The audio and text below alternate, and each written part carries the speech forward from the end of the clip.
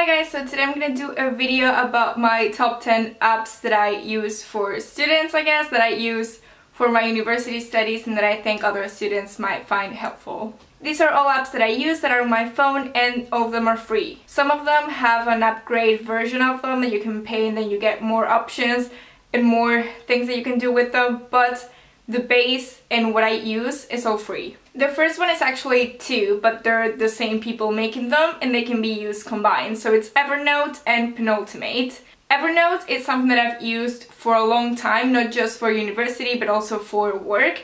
It's a note-taking app. You basically create different folders within the app and it can be used on your phone, on your iPad, your computer, and it syncs to all of them, so you can just create different, I guess it's like notebooks and then different notes within them. So if you have different classes, you can take your notes on that app instead of on Word, and it automatically goes towards each like notebook that you have, I guess. It's just a really useful way to organize your notes. With Penultimate, if you use both of them, you can draw on it and it's more like a drawing app, whereas Evernote is just typing. I find them really useful, and like I said, it's something that I've used for years now. Number two is Wunderlist, and as you might be able to guess from the name, it's an app to make lists. I've used many different apps to make lists and I've tried different ones, and this is the one that I like the most. I know some people like different things, but for me, an app to make lists is just that. Just create different lists and then take them off. And with this one you can also add notes to each different task that you have on your list, I guess, and set reminders for them and all that stuff. But I also like that when you tick them off, they're saved under like completed tasks. So if you want to check that if you've done something, then you can go there and check that it's something you've actually ticked off. And like I said, it's just something that I've used for a long time as well. I've tried different ones. This is the one that I like the most. So if you're struggling trying to find one that you like, please give this one a go. The next one is Countdown, and I think it has a different name on the App Store, so I will put it here somewhere so you can actually find this one. Also with the icon might be easier, but this is just like a countdown app, and I know a lot of people just use them for like holidays, different events and things like that, but it's really useful if you have different assignments to know how many days you have left for it, because sometimes I might put it on the calendar and until you get to the week before you don't really realize that it's coming up. You're like rushing to get that done. So if you have it on this app, you can just see if you have like 20 days left, 15 days left, and I think it's easier to just get a grasp of how much time you have to actually get it done. You can obviously also add your holidays and things like that, but I like this one specifically. Also, I've tried different ones for countdowns, but I like this one specifically because it has different colors that you can set not just on their categories, but you can make your own. And then they have different icons that you can use within that color coordination, I guess. So if you want to do exams on blue and assignments on green, or each class has a different color, and then you can do like different icons. Like let's say you have your classes within colors, and then with the icons you can do one icon for exams, one icon for assignments, so you really know what you have, and it's just a lot simpler than other apps and it just looks a lot cleaner, I guess. Now I know I talked about Wunderlist and you can also use that for your tasks, but there's one called MeisterTask. Let me check that's what it's called. Yeah, that's what it's called. And this one's cool because you can actually time how long you take to do each thing. So you basically just add your things within projects and then tasks within those projects, and you can add descriptions, notes and all that stuff, and when you have to get it done, like every other app. But with this one, you can, when you start doing one thing, you can start the timer and then you see how long you take, and I think that's really helpful, especially I do an online degree. So it's really useful to know how long you usually take to do things so you can plan your week ahead. So if you're interested in time management and you don't have that much time to do things, then this is really helpful, because then when you're planning the things you have to do, you kind of know how long you take to do each one, if that makes any sense. I found it quite recently and I think I'm gonna be loving it so much. I've been testing it out and it works great, so I'm really excited to use it in the coming year.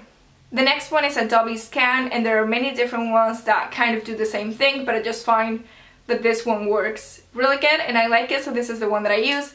It basically is an app that you take a photo of your papers or like notes or different things instead of scanning it with a printer, and it basically, even if it's tilted, you just put it over and take the photo, and it just formats it like a scanned document, I guess. So you can then just save it as a PDF and print it or wherever you want. And it works really great. I find that it just, I don't know, it works perfect. The next one I'm going to be talking about is called Mathway, and this is specifically for people who are studying maths or maybe economy and things that involve math and formulas and things like that. So basically what this app does is, if you don't know how to solve a problem, you just input it into the app and it tells you what you have to do with it. So sometimes it doesn't necessarily solve it. I think you have to pay for the version that solves things, but it tells you how you solve it. I'm gonna put a very simple example here so you know what it is. You basically just input what you have to solve, and it tells you what formula to use, what you have to do with it to solve it, and then you can just go and do it. I don't know how it would work with more complicated calculus, but at least for things that you're just blocked and you don't know what to do with it, it's just a very easy way to just know how to solve it, but you're still doing it yourself, I guess, not just...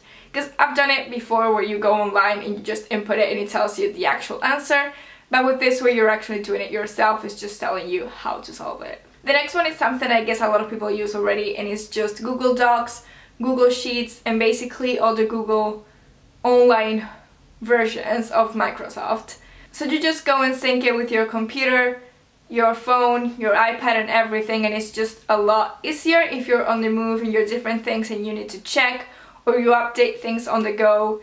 I find it a lot easier than just having university things on Word saved on your computer, because then you have to go to your computer to change them, and with this you can just change it on the go. It's just a lot easier, I think. Number 8, I think that's the number that we're at, is Khan Academy, and if you don't know what it is, I think it's also quite known, but it basically is an app. It's also on your computer, so you can sync it within your different devices, but it's especially useful if you're studying sciences. They do have a bunch of art and different things, but I find it a lot more useful for sciences.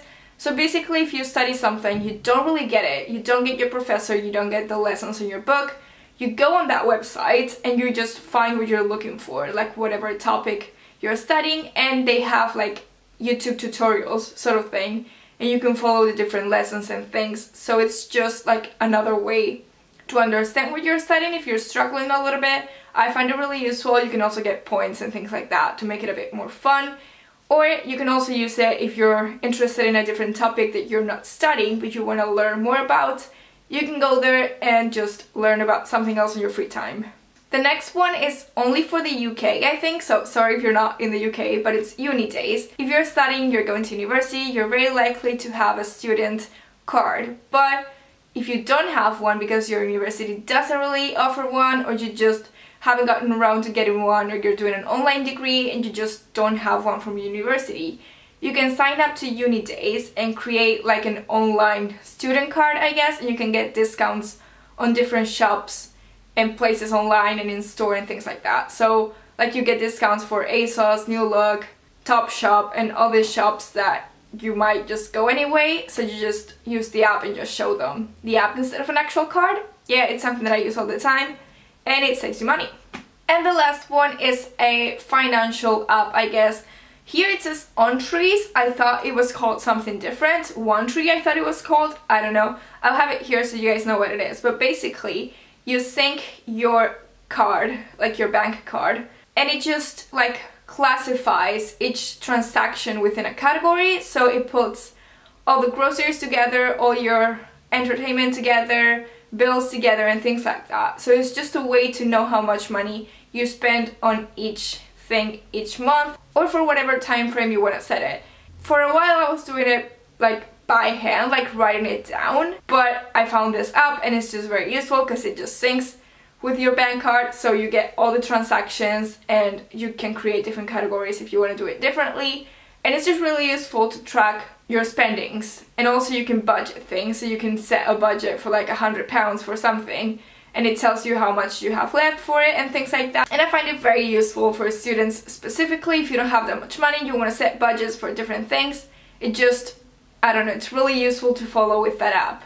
So that's gonna be everything for my video today. I really hope you guys liked it. If you did, please give it a thumbs up and subscribe, and comment below with other apps that you might use that I haven't mentioned but might be useful to other people and to me as well, so please comment below. I want to check those out, and I will see you guys later with another video. Bye!